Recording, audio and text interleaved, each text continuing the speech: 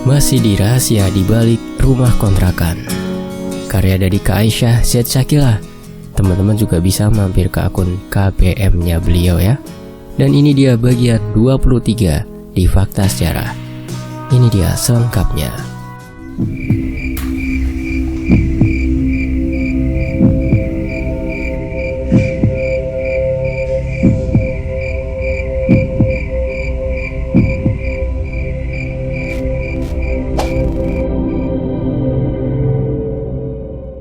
Abah guru berkata, "Alhamdulillah Rafka, kamu menikah juga. Jodohmu akhirnya tiba. Semoga pernikahan kalian langgeng dan mendapat ridha Allah serta barokah." Ucap abah guru yang masih belum beranjak dari atas tikar yang kami duduki. "Iya abah, amin. Terima kasih banyak. Semua berkat doa dan dukungan abah, juga kiai selama ini. Terima kasih sudah datang membantu," sahut Rafka sambil menyalami mereka. "Semua atas izin Allah.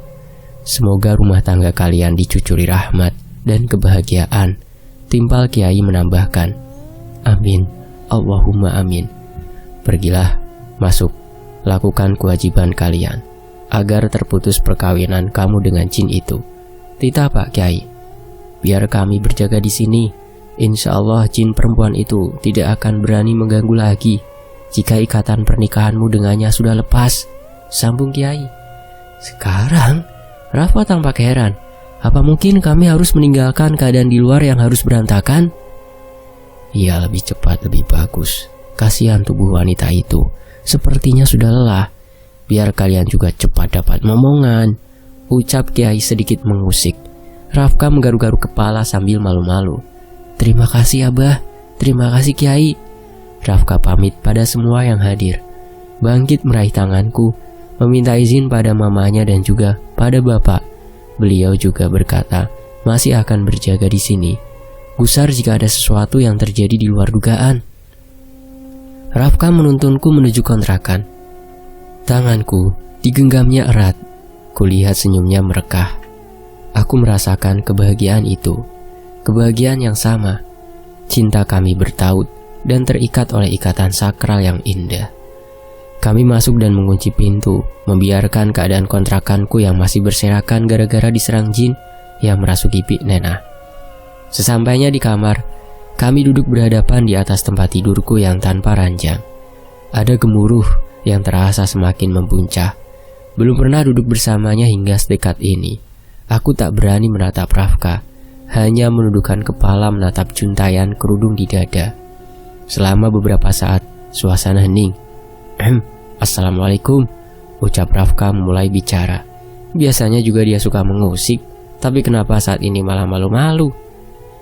Kenapa aku juga jadi malu begini? Padahal kami sudah mengenal sebelumnya cukup lama. Tapi seperti baru hari ini bertemu. "Waalaikumsalam," sahutku masih tertunduk, memilin ujung kerudung dengan perasaan yang masih tak menentu. "Lihat sini, kok nunduk terus?" pinta Rafka sambil mengangkat daguku agar menatap wajahnya. Aku menggigit bibir, benar-benar malu memandang wajahnya saat ini. Kita ngapain dulu?" tanya Rafka bingung. "Ngapain ya? Aku pun sama bingungnya. Walaupun aku sudah pernah menikah, tapi kali ini rasanya berbeda. Rafka yang biasa kalau berada di dekatku seolah seperti ingin menerkam, kali ini dia benar-benar tampak kebingungan dan canggung. "Aku masak air dulu ya," ucap Rafka memecah keheningan. "Buat apa?" "Mandi. Badan aku rasanya kurang nyaman. Keringetan habis bantu atasi Bik Nena. Kamu mau mandi juga?" "Iya boleh," ucapku tak menolak. Rafka bangkit bergegas ke dapur, menjerang air. Setelah air siap, suamiku itu memintaku mandi lebih dulu. "Sekalian wudhu, kita sholat sunnah bareng yuk," pesannya sebelum aku masuk kamar mandi. Keluar kamar mandi dengan pakaian lengkap serta kerudung karena masih malu pada Rafka dan masih tak percaya kami sudah tinggal satu rumah saat ini. Setelah Rafka selesai mandi, kami melaksanakan sholat sunnah. Selesai sholat, Rafka menghadapku memegang puncak kepala dan membacakan doa, meniupkannya di ubun-ubun. "Boleh dibuka?" Tanyanya sambil memegang mukena yang masih menutup seluruh tubuhku. Aku mengangguk tanpa bicara dan masih tunduk, menghindar untuk menatapnya. Kurasakan detak jantung yang tak karuan, seolah mau lepas. Nafas yang memburu membuatku semakin bergetar. Perlahan, mukena yang aku pakai Rafka buka. Rambut panjangku yang terikat ia geraikan. Masya Allah, wajah ini yang selama ini selalu terbayang-bayang bikin aku gak enak tidur. Tatapan kami saling beradu.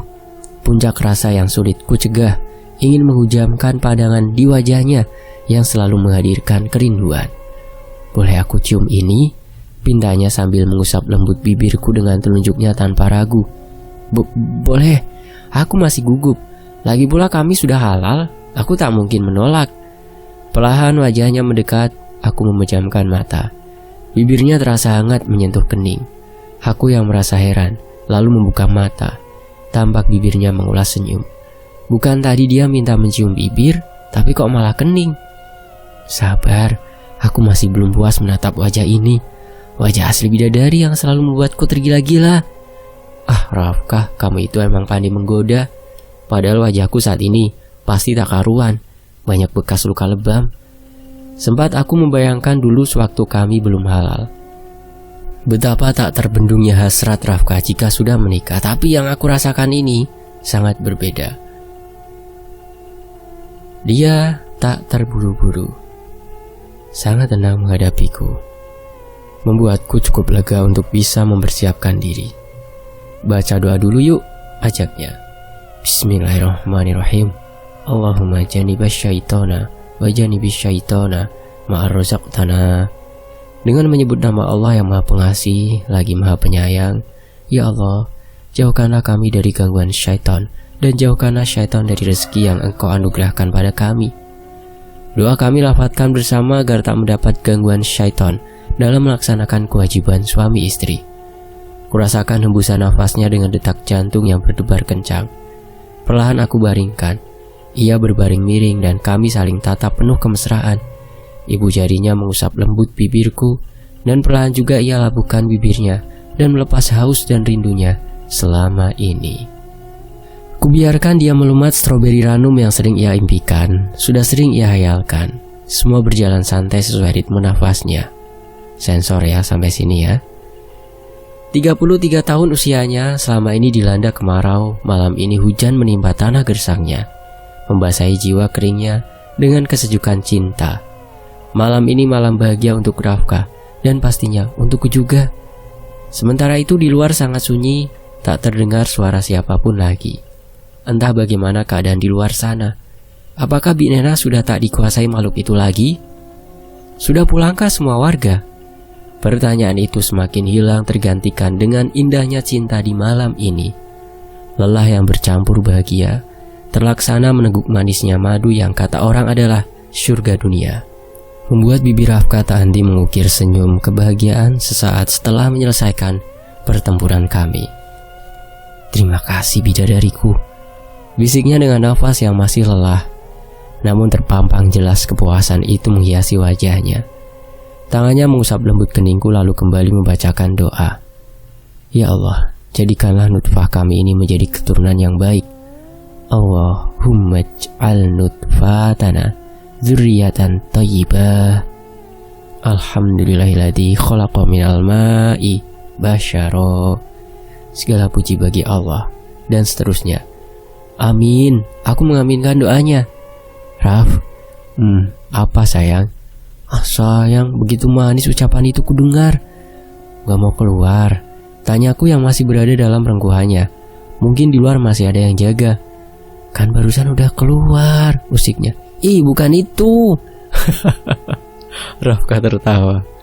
Kayaknya di luar udah sepi, sahutnya mengerti pertanyaanku, sengaja saja mengusik. Iya makanya aku tanya, mau lihat keadaan di luar gak? Besok saja, sekarang biar begini dulu, masih kangen, bisiknya. Rafkah mempererat pelukan, melabuhkan lagi bibirnya di bibirku berkali-kali. Terima kasih Raf, sudah memilih aku yang tidak sempurna ini menjadi istri. Bukan aku yang memilih, tapi kehendak sang pemilik hidup. Bagiku, kamu itu bukan sekedar istri yang kuimpikan selama ini, tapi bidadari di hidupku. Dan insya Allah kita bukan hanya menjadi teman hidup, tapi juga teman ibadah, sahutnya. Senyum kami mengembang sempurna, merajut bahagia yang tak terlukiskan. Cie, Rafka nikah cie. Kemarau panjang kini udah diterjang banjir bandang. Mereka yang nikah, saya yang baper nih. Sementara itu di sisi lain, saat bangun, aku tak mendengar suara azan subuh dari masjid. Sepertinya terlambat bangun. Astagfirullah. Biasanya jam biologisku untuk membuka mata otomatis itu adalah jika mendengar suara tarhim. Tapi mungkin karena lelah efek semalam, Rafka membangunkan beberapa kali. Aku bangun pas azan subuh. Ketika membuka mata, seseorang sedang memandang wajahku. Awalnya agak sedikit terkejut karena beberapa bulan kebelakang biasa tidur sendiri. Sekarang bersama dia yang bergelar suami. Aku tersenyum menyambut paginya. Rafka pun tersenyum sambil tangannya mengusap pipiku. Kapan bangun? Kenapa nggak bangunin? Tanyaku.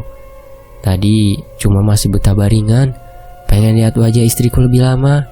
Kalau lagi tidur lucu, sahutnya. Mulai. Baru buka mata sudah menggombal. Lucu?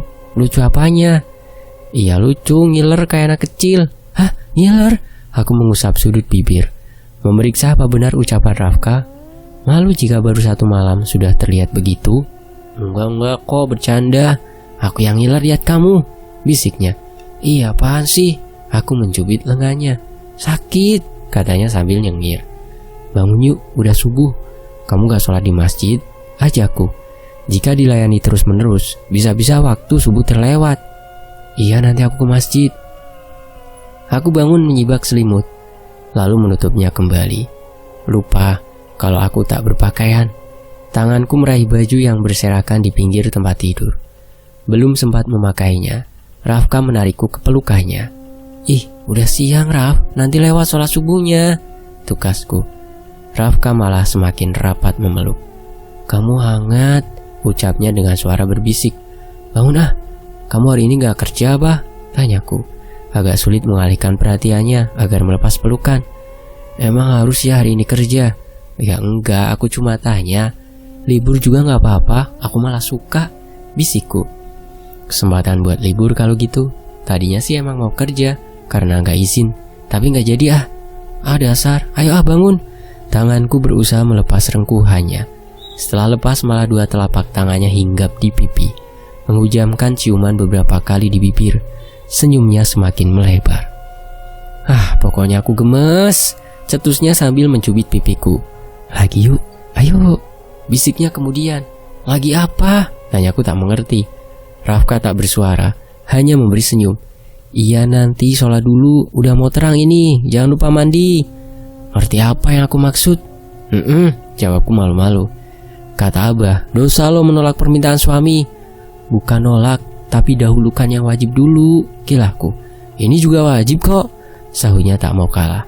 Tapi wajibnya bisa ditunda. Kalau sholat kan waktunya susah, gak bisa. Kalau sengaja dilewat malah dosa lo. Jadi nolak ini. Ya udah terserah kamu. Aku mengerucutkan bibir kesal. Rafka malah tertawa. Aku bercanda, ayo bangun, aku mandiin, ajaknya.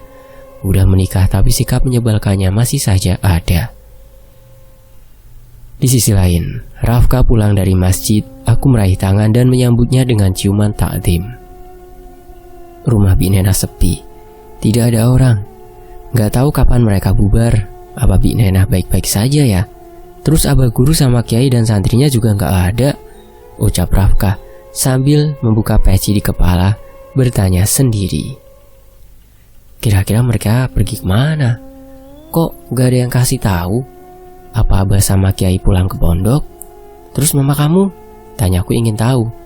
Bapakku juga tak ada. Mungkin semua sudah pulang.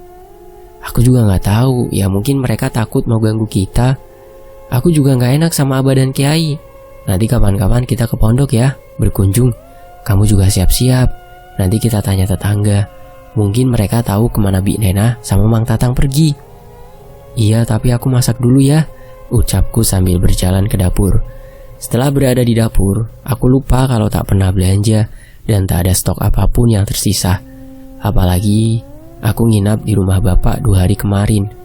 Biasanya aku masak di tempat Bi Nenah. Aku mematung sambil menggaruk kepala. "Kenapa sayang?" tanya Rafka menghampiri. "Gak ada yang bisa dimasak. Adanya beras aja. Aku lupa gak pernah masak di sini," jawabku. "Gak apa-apa, nanti cari di depan saja. Sekalian cari Bi Nenah. Aku juga mau ke rumah mama. Khawatir sama keadaannya gimana semalam." "Iya deh. Maaf Raf, belum bisa masakin. Sini." Rafka menuntunku ke kamar. "Mau apa?" "Katanya mau siap-siap cari-cari Bi Nenah." "Mau kamu, tadi udah janji, masa gak inget?" Aku tak menolak permintaannya. Wajar saja jika dia begitu. Sekian lama baru merasa bahagia, bisa merasakan indahnya sebuah pernikahan. Pagi yang cerah dengan perasaan bahagia menyambut sang mentari yang menyinari. Tak pernah lelah dengan tugasnya dan selalu hadir tepat waktu. Tak pernah mengeluh dan tetap yakin pada takdirnya bahwa begitulah tugasnya. Rafka bertanya ke beberapa warga yang mungkin tahu kemana Bi Nenah dan Mang Tatang pergi. Ada warga melihat Bi Nenah dibawa ke rumah bapak, sedangkan Mama Rafka dibawa oleh ayahnya Rafka. Abah guru dan kiai beserta santrinya pulang saat tengah malam. Kata kiai, beliau pamit pulang karena tadi malam ini dari tubuh Bi Nenah sudah keluar. Terus mereka pamit dan Bi Nenah dibawa sama bapaknya Neng Ica. "Oh syukurlah, kalau di rumah bapak aku gak khawatir," ucapnya. Rafka bernafas lega. Sebelum ke rumah bapak, Rafka mengajakku ke rumah orang tuanya. Ingin tahu bagaimana keadaan mereka setelah kejadian semalam. Rafka memakaikan helm padaku. "Pertama kali nih bonceng bidadari naik motor setelah nikah. Pegangan ya, peluk erat-erat," godanya padaku. Kucubit pinggang Rafka. Sebenarnya bukan kali ini aku dibonceng. Mungkin waktu itu berbeda. Aku tak mau pegangan. Rafka malah tertawa senang dapat cubitan dariku. Aku menaiki motor, duduk di belakang memeluk pinggangnya, menyandarkan kepala di punggung Rafka. Ada rasa nyaman di sana. "Peluknya yang erat sayang," perintahnya. Aku pun menurut. "Apa saja Raf, asal kamu suka. Aku sepenuhnya milikmu." Kami sampai di rumah Bu Bambang, tapi rumah itu kosong. Setelah bertanya ke tetangga terdekat, ternyata mereka di rumah sakit. Motor kami melaju menuju ke sana. Ibu Rafka terbaring lemah, mengingat kejadian semalam yang menimpanya lumayan menyakitkan. Di sana juga ada Pak Bambang yang setia menunggu istrinya. Untunglah, luka Mama Rafka tak terlalu parah. Masih bisa duduk tegak dan bergerak normal. Rafka bersimpuh di pelukan ibunya. Wanita itu juga terisak. "Maafkan Mama Raf, maafkan. Mama bersalah sama kamu Raf," ujar ibunya. Dia terus saja terisak penuh penyesalan. "Sudah Ma, Rafka sudah memaafkan. Memohon ampun pada Allah, berjanjilah akan menjalankan perintahnya dan menjauhi larangannya. Allah itu Maha Pengampun lagi Maha Pemaaf," ujarnya. Rafka membesarkan hati ibunya. Ayah Rafka yang masih belum mengerti dengan apa yang terjadi, diajak Rafka keluar untuk menjelaskan apa yang sudah menimpa ibunya semalam. Sementara aku tetap di ruangan menemani Bu Bambang, yang kini sudah menjadi mertuaku. Aku duduk di sampingnya dan menyalaminya. Beliau mengusap kepalaku sambil terisak berurai air mata. "Jika terjadi sesuatu sama Mama, tolong jaga Rafka dengan baik ya Cak," ucapnya sambil menatap dan menggenggam tanganku. "Ibu bicara apa? Insya Allah ibu akan baik-baik saja," sahutku melapangkan hatinya. "Panggil saja Mama," pintanya. "Iya Ma, Rafka itu sangat kasihan Cak. Gara-gara kesalahan Mama, dia harus menderita. Tapi Mama melakukan itu karena terpaksa. Bukan sengaja ingin menumbalkan Rafka. Mama gak tahu kalau Rafka akan dikuasai jin itu," ungkapnya. Isakannya semakin kentara, membuat bahunya terguncang. "Insya Allah kami akan saling menjaga. Mama gak usah khawatir," ulasku sambil mengusap tangannya yang masih menggenggam. Rafka dan bapaknya masuk. Laki-laki parubaya itu tampak menatap kecewa pada Bu Bambang. Mungkin beliau sudah tahu mengenai istrinya dari Rafka. Tapi tak lama laki-laki itu minta maaf akibat kelakuannya di masa lalu, membuat istrinya nekat berbuat syirik. Bapaknya Rafka juga meminta maaf pada suamiku itu sambil menangis. Haru sangat terasa di ruangan ini. Aku sendiri turut menitikkan air mata. Tapi yang terjadi sudah pun hanya tinggal penyesalan. Tak bisa diubah atau diundur kembali. Jaga Mama baik-baik, Pak. Nanti Rafka dan Ica kesini lagi. Ada yang harus Rafka urus. Kalau ada apa-apa jangan lupa telepon, pinta Rafka setelah cukup lama kami mengobrol. Iya, salam sama orang tua Ica. Maaf malam tadi Bapak nggak sempat hadiri pernikahan kalian, ulas Bapak Rafka tulus. Gak apa-apa Pak, doakan kami. Sekali lagi Rafka memeluk ayahnya. Kami pamit pulang untuk ke rumah Bapak, dan Rafka berjanji pada ibunya akan sering menemuinya. Rafka juga anak satu-satunya. Mana mungkin aku tega memisahkan Rafka dari ibunya. Setidaknya aku bersyukur pada kedua mertuaku yang telah melahirkan dan membesarkan suamiku ini, hingga ia kini menjadi jodohku, menjadi teman hidup dan penjagaku. Rafka menggandeng tanganku keluar dari rumah sakit. Jemari kami saling bertautan dan berkali saling lempar senyum. Kebahagiaan kami rasanya tak terhingga. Langkah Rafka tiba-tiba terhenti, membuatku ikut terhenti. Ada apa Raf? Aku bertanya heran. Gak tahu ini kaki gak mau jalan. Pengen dipanggil AA katanya. Rayunya padaku dengan wajah memelas.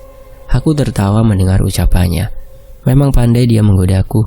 Iya deh iya. Ayo AA Rafkaku sayang, kita pulang, sahutku. Aku balas menggodanya. Tuh kan kakinya mau jalan, ujarnya. Kami tertawa. Sampai di rumah Bapak, ternyata benar Mang Tatang dan Bi Nena serta Ani berada di sana. Aku yang penasaran dengan kejadian semalam bertanya pada Bapak. Sepertinya sang penjaga membawa makhluk itu. Bapak lihat sendiri sosok harimau menghampiri Bi Nena. Setelah itu langsung saja dia sadar. Jelas Bapak. Aku saling pandang dengan Rafka. Lalu pandangan kami kembali pada Bapak. Jadi menurut Bapak, sang penjaga menolong kita? Padahal aku tidak pernah minta tolong, sahutku heran. Lagi pula kata Bapak, meminta pertolongan pada mereka itu musyrik. Teringat lagi malam tadi aku melihat makhluk itu di kontrakan. Jadi kehadirannya untuk membantuku? Sepertinya begitu. Tapi yang penting bukan kita yang sambat, dan semoga saja setelah ini Neng juga enggak didatangi mereka lagi. Iya Pak, semoga saja. Rafka, Bapak pesan, jaga si Neng dengan baik. Didik dia agar menjadi istri yang baik dan soleha. Kamu sekarang sudah menjadi kepala keluarga. Baik buruknya si Neng, sekarang tanggung jawab kamu. Saling mengingatkan dalam perkara ibadah dan kebaikan. Saling sabar dan bertawakal jika rumah tangga sedang diuji. Pesan Bapak panjang lebar. Insya Allah Pak, saya akan jaga amanah dari Bapak. Terima kasih sudah memberikan Ica untuk jadi pendamping. Alhamdulillah kalau begitu. Oh ya, sebelum Abah Guru dan Kiai pulang, beliau kesana sama Bapak. Nanti minta kamu sama si Neng kesana juga ya. Iya Pak, nanti kalau ada waktu kami kesana. Rafka juga meminta Bi Nena dan Mang Tatang untuk tinggal di rumah kontrakan Rafka saja. Karena rumah kontrakan Bi Nena sudah tak layak huni, berantakan dan sempit. Apalagi di sana menjadi sarang jin yang katanya memang ditempatkan di sana. Aku agak terkejut juga mendengar mertuaku tadi sedikit bercerita asal-usul rumah kontrakan itu. Pantas saja, selama ini ada yang aneh di sana. Ternyata memang ada sebabnya. Mang Tatang akan dipekerjakan di pabrik tempat Rafka bekerja, menjadi security setelah dia sembuh nanti. Kata Rafka dia sudah menanyakan lowongan itu dan masih ada yang kosong. Semoga saja suami Bi Nena itu lekas sembuh. Setelah mengobrol dan menerima wejangan dari bapak dan ibu, kami pulang ke kontrakanku. Singkat cerita, 2 minggu kemudian Rafka memintaku mengemas baju yang masih ada di sana dan katanya ingin membawaku ke satu tempat. Kemana A? Ke rumah kontrakan AA bukan? Tanyaku. Masih agak canggung dan tak biasa memanggilnya AA. Ada deh pokoknya, udah siap semua? Aku mengangguk, lalu berangkat ke tempat yang Rafka ucapkan. Kami sampai di suatu kampung yang sebelumnya pernah aku singgah. Kampung yang sebenarnya tak terlalu jauh dari kampung tempatku mengontrak. Mungkin karena aku jarang kemana-mana hingga tak tahu tentang kampung ini. Motor Rafka berhenti tepat di sebuah rumah mungil dan asri, dengan halaman yang luas, dipenuhi tanaman dan bunga-bunga. Di sebelah pagar rumah itu, ada rumah mirip kontrakan berjajar, tapi masih rangkai. "Ini rumah siapa, A?" tanyaku pada suamiku. "Ini rumah kita, hadiah pernikahan untuk bidadariku tercinta." "Kalau itu kontrakan kita, tapi belum beres pembangunannya," jawabnya sambil menunjuk ke bangunan sebelah. Tangannya mencolek hidungku. Aku terheran. "Kapan A bikin rumah ini?" "Waktu masih di Jakarta menyicil dari hasil keringat orang yang ganteng ini," ucapnya. Rafka menggodaku dengan mendekatkan wajahnya ke wajahku dan lagi-lagi mencolek hidungku. "Terus kalau punya rumah sendiri kenapa ngontrak?" tanyaku lagi. "Rencananya mau tempati, tapi gak nyaman tinggal sendiri. Kalau di rumah kontrakan sana kan banyak orang yang ngontrak, jadi rame. Di sini sunyi soalnya." Rafka menuntunku masuk ke dalam. Di sana sudah ada lengkap perabotan rumah dengan pernak-perniknya. Hanya dapur saja yang masih belum diisi perabotan. "Kalau dapurnya masih kosong, gak tahu apa aja yang harus dibeli," ulas Rafka sambil membawaku melihat-lihat. "Gede juga rumahnya," komentarku kagum dengan usaha Rafka. Berjuang tanpa bantuan orang tua hingga memiliki rumah idaman sebelum menikah. Patut dicontoh untuk kaum muda. Berusaha keras agar saat menikah bisa membawa istri ke rumah pribadi tanpa ikut campur dari mertua maupun ipar. "Ya cukuplah untuk kita dan anak-anak nanti," kata Rafka. "Bagus juga desain rumahnya," cetusku terkagum. "Kok bisa niat banget bikin rumah seindah ini? Padahal waktu itu belum niat nikah kan?" tanyaku saat melihat desain dan interior yang terlihat wah. "Ya emang, nggak tahu juga kenapa pengen banget punya rumah sendiri di kampung. Kayak panggilan alam gitu. Nggak terlalu besar dan halaman luas. Berharap juga setelah itu bisa isi rumah ini bersama seorang bidadari. Akhirnya terlaksana," ungkapnya senang. "Alhamdulillah, Masya Allah, berkat kesabaran," ucapku. Aku berkeliling melihat-lihat, masuk kamar yang sudah diisi tempat tidur dan ditutupi kain putih. Mungkin agar tak kotor, aku membukanya. Ranjang yang cukup besar sudah lengkap dengan spray, bantal guling dan bed cover. Tercium sangat wangi. "Ah, sering datang ke sini?" "Iya, sesekali saja. Kadang minta salah satu warga yang tinggal di kampung ini membersihkan rumah ini tiap minggu. Ganti spray kalau apek," jawabnya. Pantas saja spray di kamar ini bau wangi. Rafka berjalan menuju ruang tamu dan diikuti olehku. Ia duduk di sofa. "Bidadari, sini deh, duduk sini," pintanya. Rafka menepuk kursi ruang tamu memintaku duduk di sebelahnya. "Apa Rafka sayang?" Selorohku mengusik. Aku tersenyum aja dan mendekat duduk di sebelahnya. Rafka membuka jilbabku, mengelus rambut.